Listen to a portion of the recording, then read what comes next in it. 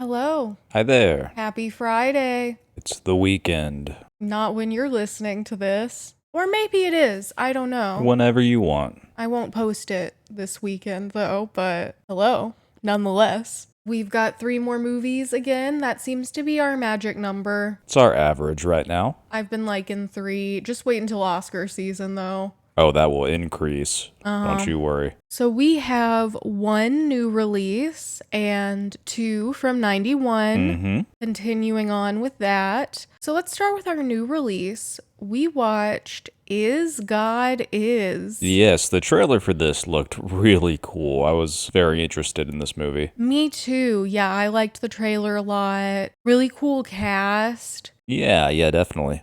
You know, I love Sterling K. Brown, so... He played such a great villain. He did. I don't know if I've ever seen him as a straight-up villain, No, you know? he was really almost giving me, like, Hannibal Lecter sort of vibes. He was really selling it with his eyes. Very intense. I really liked that they kind of dressed him like a dweeb. Yes. And Kind of hokey.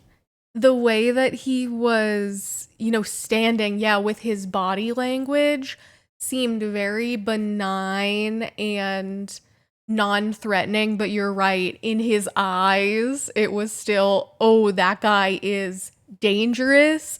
That guy is crazy. He pulled off explosive anger, like sudden explosive anger very quickly. He did. It was really a fully embodied performance, and I found it really impressive, especially since, he didn't have a ton of screen time. He only showed up in the end, which I thought was really impactful, because the rest of the movie we'll see maybe just his body or a cut of his mouth or something. Yes, just like a silhouette. Which really builds up to then when we meet this man, he doesn't seem larger than life, like this big storybook villain that we've been seeing in the flashbacks. Yeah, but a lot of build up. I do think in a way you realize, oh no, maybe that's even scarier. Oh, absolutely. While this movie was very cool and vibey, also it was kind of dark. Oh, it was quite dark. Yeah, the story's dark. If you see the trailer, you essentially know Kind of what's going on a little bit. yeah, Sterling K. Brown, abusive husband, he sets his wife and kids on fire. And now their mom is asking the girls to go They're now and grown kill up. him, which is Yep. fair. He deserves it. This is a story of revenge. I like a revenge story. Maybe yeah. I'm just a vengeful person, but enough. I like some karma. What can I say? Same here.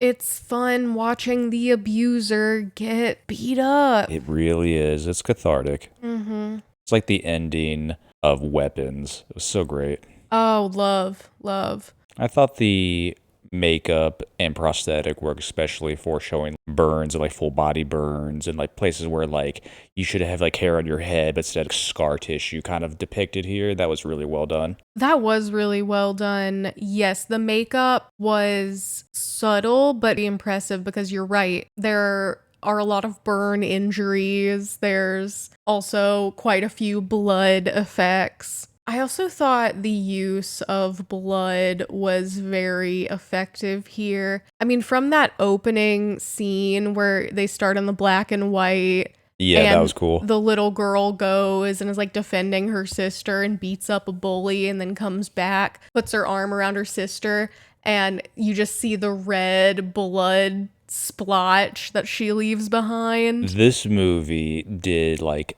spatter real well. It did. If that makes sense. There were some, blood splatter points when I almost gasped. When our main characters are running around with their socks full of rocks, bashing people in the head. I love that the weapon of choice was a sock filled with rocks. That was fun. But yeah, we have our main characters, Racine and Anaya. Racine is more of the tough one. Yeah, the hothead. And there are a lot of references throughout the movie and even kind of visual similarities in scenes that's paralleling Racine a bit with Sterling K. Brown's character.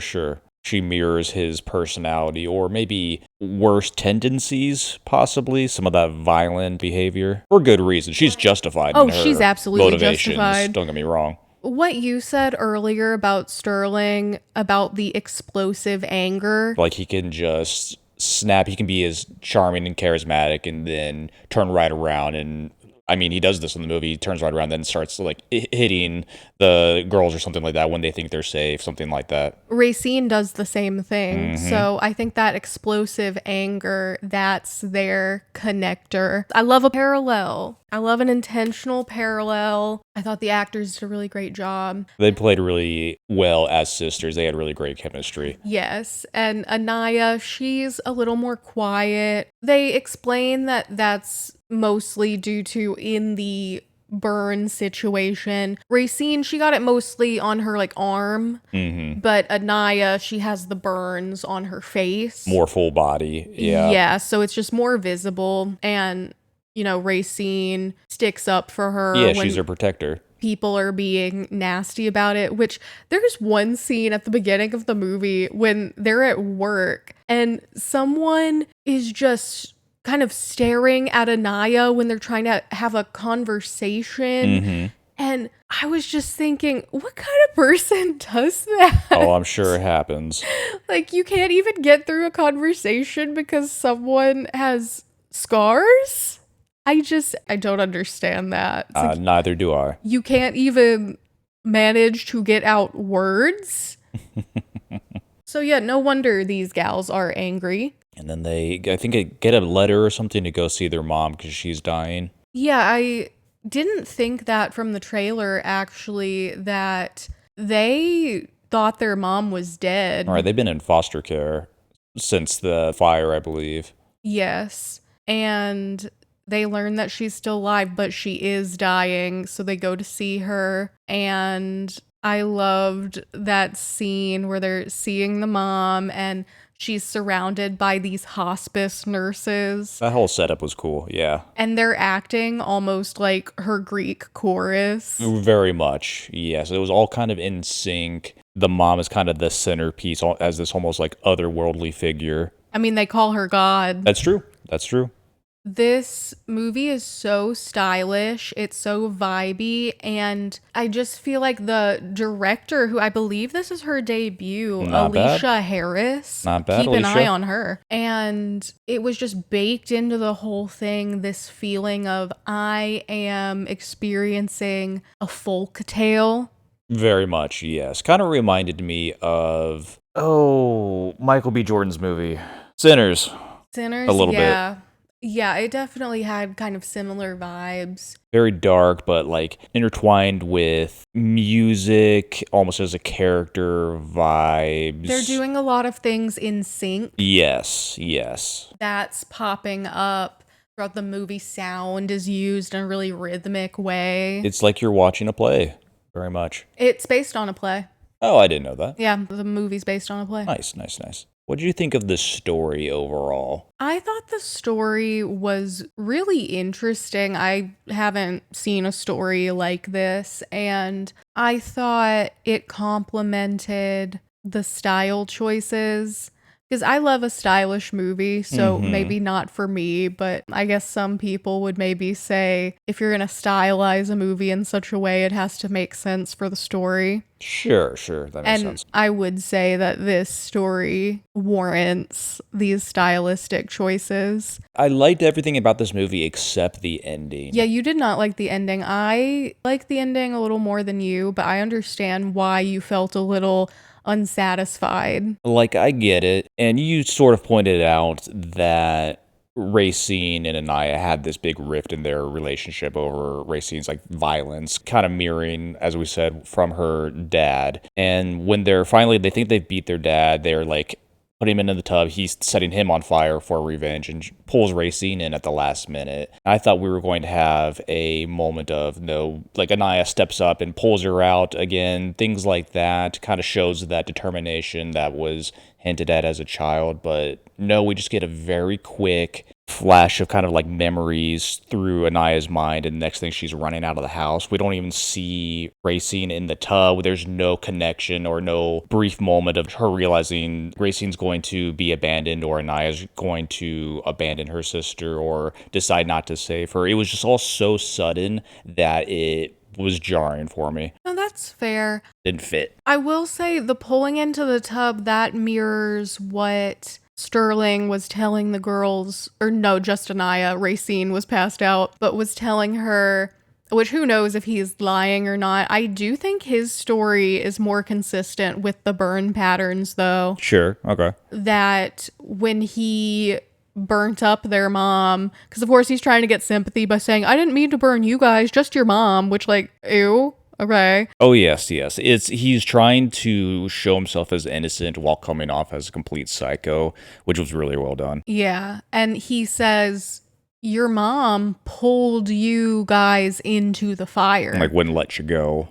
Which I will say, earlier in the movie, when they said, Anaya, that's why you got burned the most, because you were like really trying to help your mom, try to help get the fire off of her. Mm-hmm. I was thinking, wouldn't that be more hands instead of face? Yeah. Because it's Racine who has the burn on the hand, but it's one hand. So I do think the burns on the girls do match more with what he was saying happened. Mm-hmm. So then when he pulls Racine into the tub is a direct parallel of what I'm assuming their mom did. It seems like the mom was closer with Anaya, kind of overall, or matched her personality a little bit more, and perhaps Racine was, as we said, kind of more like her father. Yeah, because they're twins, so Okay. there's a lot of That makes stuff sense. like that going on. Makes You know, sense. like twin tuition themes and such. But yeah, the mom even says earlier in the movie she doesn't want to tell Anaya that she's dying because she knows Anaya's sensitive and doesn't want to upset her, but Racine can handle it. But I do think Racine also being in the house that goes up into flames, it's all of the dad is now gone. Sure. And then essentially Anaya is now taking the best parts of Racine and putting that into her child. Oh, yeah. She's randomly pregnant. That seemed kind of shoehorned in. I forgot all about that. That kind of goes along with the theme that they're trying to get across, but I could have taken or left that, you know? I guess they definitely did follow through with the theme of when you go on a journey of revenge. I think they say something along the lines of, you don't know where the blood's going to land. Yes. Very much. Exactly. Because Racine they end up killing people they don't mean to. That sort of get in their way instead after a little while. Yes. When you see Racine killing Janelle Monáe, that was the first time for me, at least, where I felt like, oh, They've gone this far. it's almost like, you know, your blood runs cold. Sure. Because here you are now just completely bashing this woman who's trying to run from an abuser. Right. Who does that remind you of? Right. You know? And, you know, she's not perfect, of course, but yeah, she's trying to run out of an abuse situation and then she gets stopped and beaten with a sock. The way that scene was formatted, like that shot where, I mean, Janelle Monáe, you don't even really see the character. They're just like laying there behind the car. And you see Racine bringing the sock down while Janelle Monáe is behind the car. And I just thought that was a really effective way to do that. Very well done. As opposed to just, you know, showing the whole bloody mess or doing close-ups or something. That was truly the most effective shot that they could have used because, like I said, it made my blood run cold. No, I agree. This was quite the directorial debut. Oh, Not bad at all. Absolutely. I loved this movie. I thought it was great. I vibed with the ending more than you did, I think. That's all right. Yeah. It was a creative choice, I suppose. If I'm going to give Is God Is a rating, I'm going to give it a 94%. Okay, I'd go 86. Okay. Worth it, though. This is worth the hype. Pretty good. Well, let's see what the Rotten Tomatoes score Worth it to is me. first. Don't listen to those idiots, no. This has a 97% Nice. on Rotten Tomatoes. That is very high, and I'm not mad at it. Not mad at all. I am saying that is worth the hype. Absolutely. This was a great movie. You should go see it. And I'll definitely be keeping an eye on this director. For sure, yeah, see what their next project is. Yeah, we've had some pretty good ones for 2026 so far. I think so, and we haven't even really hit Oscar season yet. This year is probably going to be an overall better year of movies than last year. I could see that. Even though there were a lot of movies last year that I really loved, I think already there's more movies that I've really enjoyed so far. I don't know if have I given a 5-star? I gave Forbidden Fruits 5 stars on Letterboxd. I'm calling it Dune 3 and The Odyssey are going to be the two big like competitors for the Oscars. Competitors. I mean, The Odyssey just came out and everything I'm hearing is that it's great, which I said on here that I thought it was going to be bad and looks like I'm going to have to eat my words. I'm going to watch the movie first before I eat my words because maybe I'll still hate it, but I probably won't. Everything I've heard about it, I'm like, okay, that it probably is good, but I still need to experience it myself. It just does not interest me, so I already know I'm just going to be meh. But we'll see. I could be pleasantly surprised. We are going to be rooting for Robert Pattinson's evil character. Well, yeah, he's doing a funny little voice. Of course I'm going to root for Robert Pattinson. Isn't he in Dune 3 too? I'm going to root for Robert Pattinson there too. I bet he'll have a funny little voice there. Didn't they just delay the Batman 2 again for like 2028 now? I don't know. I think they're filming it right now. That movie's never coming out. But yeah, I don't know what's up with that. Just leave it alone, Robert. Don't be Batman. Don't go down that rabbit hole. You don't want to be like Ben. He just did an interview and he was asked, why weren't you at Taylor Swift's wedding with Suki Waterhouse? Because she was there, I guess. Oh, yeah. And he said, I was filming the Batman. Okay. So they're actively filming. We'll get there eventually. Mm-hmm. What I'm really excited for, because we're going off on a Robert Pattinson tangent, I am excited for that movie that's coming out this year where he's playing the To Catch a Predator guy. Oh, yeah, Chris Hansen. That movie looks good. His performance looks really good just from the trailer that I saw. But you know what? Robert Pattinson for Best Actor as Chris Hansen, 2027. He's, I wouldn't say like not a method actor, but really gets into character and is not afraid to get weird with it. Yeah, I appreciate that Robert Pattinson says about method acting, you never see anyone method acting as a lovely person. It's always just someone insufferable. Yeah, taking the chance to be an asshole to everyone. Yep. So Robert Pattinson seems cool. I think he's great. Love him as an actor. Agreed. Hang on, little spider monkey. I like Twilight 1. Not a bad movie. They should have never taken the other movies away from Catherine Hardwicke. It ruined them. The other movies are not fun, but the first one is fun. But anyway, to 1991. Back we go. Back we go. We watched 2 movies from this year. The first one being City Slickers. Now, City Slickers, it had one single Oscar nomination. Okay.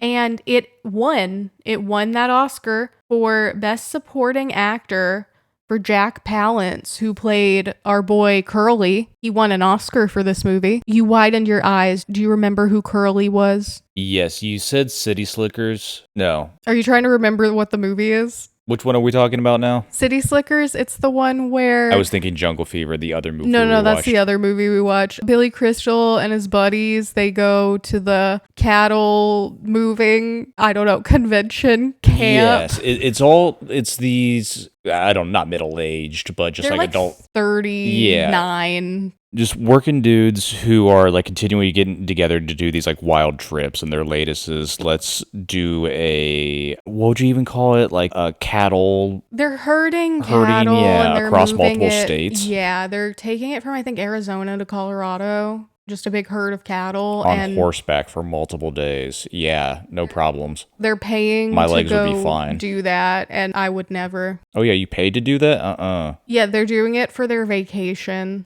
And whatever company they signed up for, just the worst. Oh yeah, no safety precautions. They probably weren't even insured. None of these people signed waivers. 2 of the ranchers were drunks and I think thieves. And attempted rapists. Gotta love it. It's not cowboys.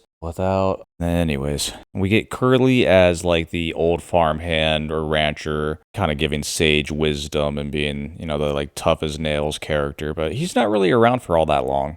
No, truly a Best Supporting Actor performance. Sure. I mean, I thought he did a really good job, but I would have to look at the other Best Supporting Actor nominees. I wouldn't be shocked if this were a career Oscar. I looked at his filmography. Seems like he had done quite a few movies, some pretty popular Okay, westerns. that makes sense. He got an Oscar nomination for the movie Shane. I've never seen Shane, but I've heard of it. I believe that's one of the bigger western films of the day. Never heard of it. So, yeah, this guy, I'm sure, was well loved by the industry. It had been a long time since his last Oscar nomination, so he comes out with a really great performance in this movie, and they want to reward him. Not all that into westerns for the most Me part. neither. I've seen plenty of clips, and I want to watch all the way through Tombstone, which we I don't might know get that to one. eventually. It's like Kurt Russell, Sam Elliott, a few other folks. Who's the guy from Top Gun that just died? Val Kilmer? Val Kilmer. Yeah, he's in that and plays that really well. But otherwise, like the big like Clint Eastwood like westerns of the day, I couldn't care less. Yeah, me Not neither. my thing. My favorite Western is Power of the Dog. And some people like Sam Elliott would tell me that's not a Western. And what I'll say to those people is, do you hate gay people? I wouldn't be surprised at a large subsection of Western movie lovers. But anyways, maybe I don't like this movie because I don't really like horses. You really don't like horses. Or I don't like Westerns. I like this movie overall. There were a It was lot of fine. cute cows. Plenty of cute cows. We get a baby cow that Billy Crystal makes best friends with. He saves them from drowning in a river. You loved that cow. He was so cute. He was really cute. And he kept him like a dog. Love it. In his New York City like apartment or something like that. That's going to be fine. A cow. Well, he was already having marital issues, and let me tell That'll you, solve it. if he went off for 2 weeks to figure himself out so we could work through our marital issues and then showed up Came back with a cow. a baby cow that we now have to put in our New York City apartment with our 2 children, teenage girl and Jake Gyllenhaal. Oh, that's right. This was I- Jake Gyllenhaal's first First movie. Yeah, first acting role. I would divorce this man. Yeah, that ain't working out. No, I forgot what he named the cow. I'm going to go with Henry. Henry? I don't think it was Henry. Henry the cow. I mean, all the actors did a really good job. They did a lot of the stunt work themselves. It looked like riding the horses. And I mean, there was just a large herd of cattle there most of the time that they're working with. So that must have been some really interesting days on set. I mean, everything here is definitely practical, which that's impressive. Yeah, There very. had to have been some large scale stuff going on. Maybe not quite Dances with Wolves levels, but This is a far superior movie to Dances I would with rather Wolves. watch this than Dances with Wolves. Absolutely. Yeah. It's not too long. Was this billed as like a comedy? Yes. Yeah. This is comedy. This isn't the funniest movie in the world to No, me. I it's- guess if you're a Billy Crystal fan, sure, go for it. I felt He like did great. the layout of the, I guess, life lessons, like here's where this gets introduced, and here's where they learn the lesson, and here's where it pops up here, I did think that felt very 90s movie. Yeah. Felt like a product of its time. Kind of predictable, but that's not a bad thing necessarily No. as long as they can pull it off. It's not boring. I wasn't bored in this movie. This movie felt to me like just easy viewing, Yeah. You don't need to think too hard about it. And it's really just going off the title. It's these city guys going into this really unnatural, unfamiliar situation and really kind of like stepping up and then finding new things out about themselves and each other and Well, and Billy Crystal, all nice and he warm and fuzzy. is really kind of coming to terms with death and mortality. Mm-hmm. He just turned 39 and On they death's door. talk like he's kind of a hypochondriac. He's worried about dying all the time. That's, of course, coming up around his birthday. He doesn't really like his birthday that much. Bit of a midlife crisis sort of thing going on Yes. here. But then when he is able to befriend Curly, and then when Curly dies on the road, he's Impacted. impacted, yeah, and he's figuring out what death and life means to him and what his purpose is and all that nice stuff. And then by the end, he's a changed man who wants to take care of his family, new pet cow included. He's still a soon to be divorced man. Oh, yes. Instead of coming home with an expensive sports car he couldn't afford, coming home with a baby cow that's just going to turn into a larger problem that he can't afford. He could have at least gotten his wife something nice. No, she did not factor in at all. He was adamant about not cheating on her, but the fact that the thought was even coming up and he was kind of flirting with the one woman who was there. Mm-hmm. But then by the end, she goes off with the guy from Home Alone, so... Yeah, he was great. This had a really good supporting cast. Yeah. Multiple actors really did a lot in this. Did I find this maybe the funniest movie in the world? No. Was it probably pretty funny and well received in 91? Sure. I can't really think of a movie kind of similar to this kind of formula, so it was interesting. I thought it was fine. I haven't seen enough Billy Crystal, so he seems all right. Yeah. I think Billy Crystal has hosted the most Oscars of anyone. Really?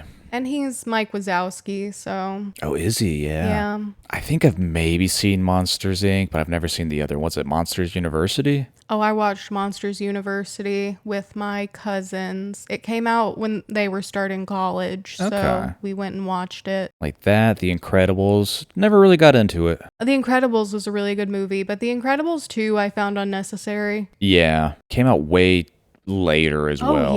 Yeah. I always find that very weird. Who knows? Maybe we'll get a City Slickers 2 eventually. There is a City Slickers 2. Damn it. And I read the Wikipedia page. Apparently it's really bad. Yep. Didn't make nearly as much money as this one. Yep. The guy with the mustache couldn't be in it because he actually had a really bad horse allergy, so he had to decline. Oh.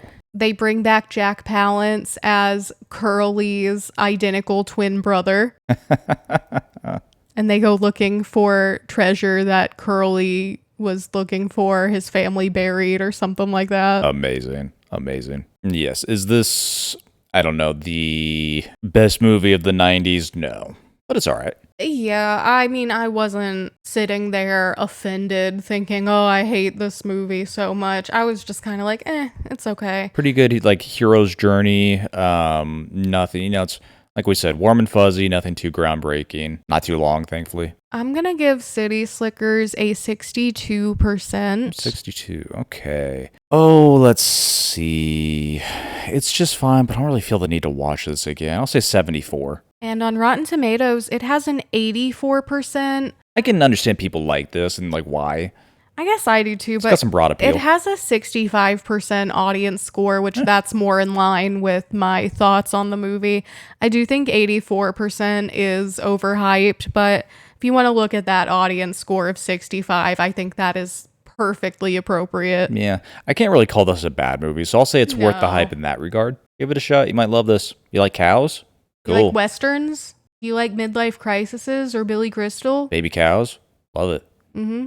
And our final movie, we watched Spike Lee's Jungle Fever. Jungle Fever. What did you think of this movie? I honestly don't know how I feel about this movie because I thought a lot of sequences were really good. Mm-hmm. And then I thought a lot of sequences were really disjointed because this movie plays out like a couple different stories going on at once that don't feel all that connected. I got the feeling they were trying to squeeze too many, you're right, like storylines into this one project where I feel like this could have been like multiple like smaller films possibly. Yeah. I guess I understood the purpose of the movie a little more when I looked up. There's a dedication at the beginning of the movie for a 16-year-old boy who was murdered a few years before the movie came out. Oh, yeah. And, it was a racial hate crime. And I guess it caused, from what I was reading about the case, it caused a bit of a rift in the Black community and the Italian communities in New York at the time. Which are definitely big themes in this movie. Which, when I heard that, I thought, okay, that's what's tying together these multiple stories, is just that theme and what Spike Lee, I think, is trying to explore as someone who I believe lives in New York. At the time all of this is happening, I'm sure he's seeing a lot of it firsthand and is just wanting to throw every nuance that he's finding about this this tension into this movie, and I can respect that. Yes, this movie really seemed to be like highlighting these like racial issues and tensions, but I couldn't really get into Wesley Snipes' character or Well, his he or was an his yeah, asshole. because he's such an asshole. He's trying to like portray himself as like the perfect father and husband. All the while, he's just giddy about cheating on his wife with his coworker, like cheating on his wife for the first time, and it's sort of bragging about it. Yeah, with his young secretary. And of course, the issue that's going on is he's black and she's white from this Italian family, a very racist family, by the way. Oh, everyone's just so racist. Yeah. Except John Turturro, I suppose. Yeah, John Turturro was cool. Was he the most morally upstanding character in this No. movie? No one was. No And one was. I first saw Wesley Snipes, as I'm sure many people did, in Blade. So I could Yeah, only see him as Blade, I've never even in seen this Blade. movie. I think this is honestly the first movie I've seen Wesley Snipes in. Really interesting. Maybe I have, but I haven't seen Blade, and I am not well versed in movies that came out before like 2012. So, I feel like the way Wesley Snipes acts in Blade in this very kind of cold cut, campy. I mean, he's a vampire hunter with his samurai sword running around causing chaos. And I feel like that similar style, or maybe his ways of delivery, I see similarities. And I just don't know if he was the right pick for a lead in this movie. well, because I actually, since I've never seen Blade and I don't really have any preconceived notion about Wesley Snipes, I actually thought he came across to me as quite charismatic. I understood why he was so popular with a lot of people, why this woman would be drawn to him when We they're watched working late at night and stuff. Yeah, we watched Deadpool and Wolverine, right? Yes. Oh, wasn't he Blade for a little He's bit in in there? that. He's Yeah. just exactly like that. I honestly don't remember Blade in that movie. So I don't remember a lot about that movie. I thought Samuel L. Jackson did a great job in this movie. Well, he won an award at the Cannes Film Festival for Best Supporting Actor for this movie, and I do believe this was his kind of breakout. Like, he'd been working, obviously he was in Goodfellas the year before, but I think this is when people really started taking note of, hey, that Samuel L. Jackson's like a really, really good actor. And Halle Berry was in this too. This She was was her fantastic. first movie. It was? Yeah. Wow. She'll be winning an Oscar in less than a decade. I did think it was a hard sell at showing Samuel L. Jackson his storyline being Wesley Snipes' like older brother, and then how that impacts him. Now it worked, don't get me wrong, but I felt like I would have rather seen this as like its own separate project or thing instead of kind of combining all of this into the movie, because we're Yeah. getting these racial themes and tensions and how that impacts relationships and family and marriages. Then also we get some portrayal of like the drug epidemic throughout New York City, how that affects people, religious like bigotry, all kinds of stuff. And you're right, sometimes it worked, sometimes it was just kind of disjointed and just all mashed together.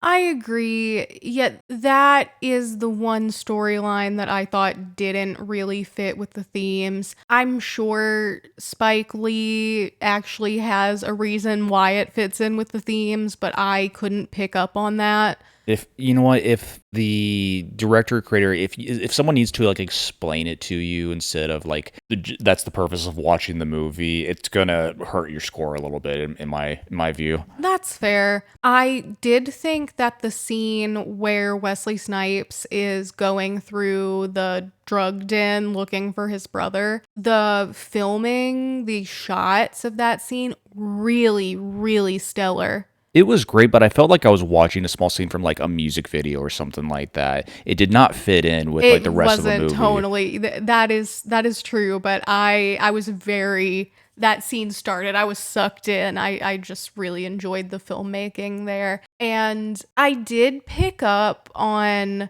the drug den seemed to be the one place where, because the movie, it is about like racial issues at the time with the black communities, white community, and it felt like the most integrated place in the entire movie was the drug den. It really was. And I'm sure that was intentional. Yes, yeah, I'm sure. By far, my favorite character was their dad, like the Father Dr. Reverend Sir. His delivery was great. He was funny, yeah. And my favorite scene in the whole movie is when Samuel L. Jackson has like broken back into his parents' apartment, freaking out the mom. He's looking for money and throwing shit all over the place. Dad's like, told you not to come back. And the way they depict like violence, or Spike Lee depicts violence in this movie, it's very sudden. You don't see it coming. Like the father, he like goes to a room, comes back to confront Samuel L. Jackson. They don't show him holding a gun until it's the quick scene of him shooting them. Shoots Samuel L. Jackson right in the dick, and it's just right to it. Hilarious, loved it. What a fun time. It's supposed to be tragic, but it was so... A father killing his own son. How funny. I know, right?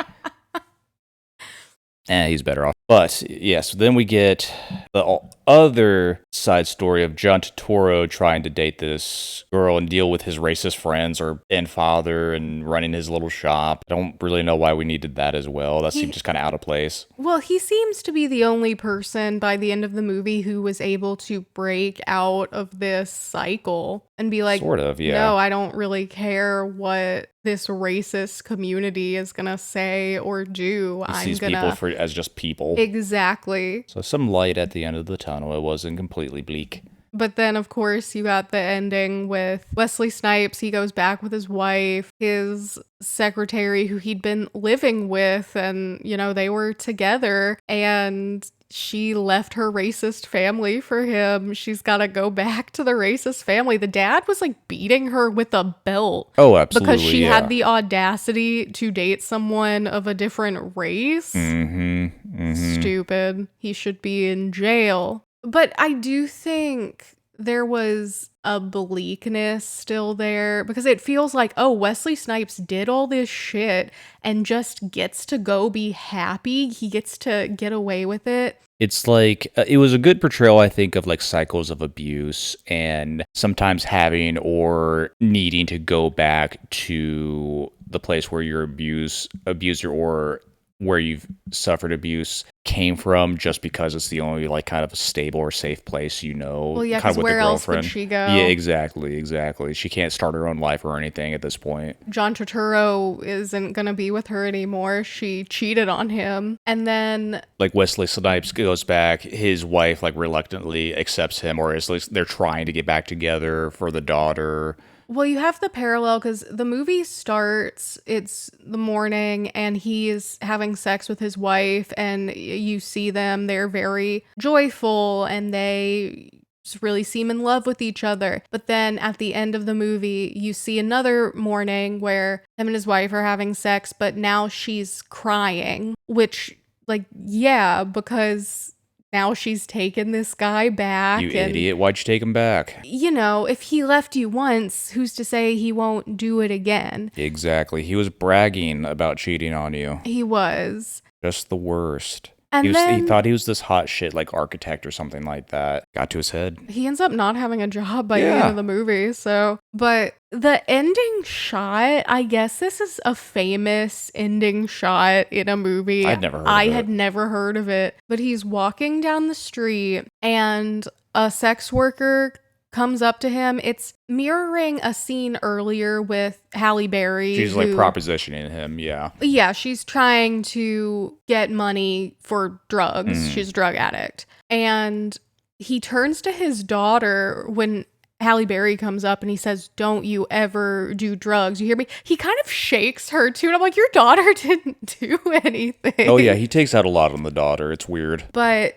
at the very end of the movie, he's walking and a woman we haven't seen before comes up, propositions him the same way. And she calls him daddy, though. And he kind of grabs her and just looks out. No! Like, at first I was thinking, was that supposed to be the actor playing his daughter dressed up as No, the actor no. playing his daughter was like a little kid. I This don't was a grown know. woman. That's the only thing I was like, is that what he was like dreaming that he was seeing his daughter being involved, like being an addict, and that freaked him out? Yeah, But I think I don't even know what was going on with I that. think the ending was supposed to be a little ambiguous. I don't think it's something that was actually happening in the narrative, but yeah, I think he was probably dreaming or thinking about, well, none of this that I've done is any good for my daughter. Like, kind of the damage is I done situation, guess. or it doesn't really matter what you're doing over here. Sometimes people just take their own path. Like, the problem is still happening, even though this one guy thinks he's got it all sorted out. Yeah, it's not gonna make it go away. Exactly. I'm just saying, the two Spike Lee movies I've seen most recently, I did not